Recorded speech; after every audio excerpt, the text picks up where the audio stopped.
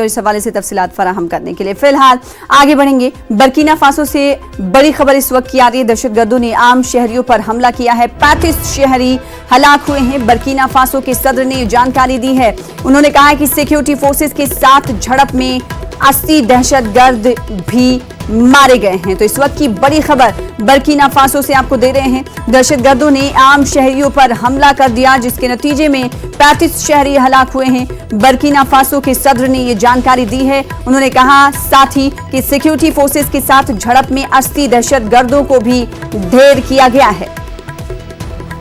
तो Burkina Faso से बड़ी खबर इस वक्त की आपको दे रहे हैं। दहशतगर्दों ने आम शहरियों पर हमला किया है। इसकी तस्दीक, इसकी जानकारी बर्किना फासो के सदर ने दी है। इन्होंने साथ ही कहा कि सिक्योरिटी फोर्सेस के साथ झड़प में 80 दहशतगर्दों को हलाक किया गया है, जबकि दहशतगर्दों ने आम शहरियों को निशाना बनाकर यह हमला किया, जिसमें 35 शहरी हलाक हुए हैं। तो इस वक्त की बड़ी खबर आपको दे रहे हैं बर्किना फासो से।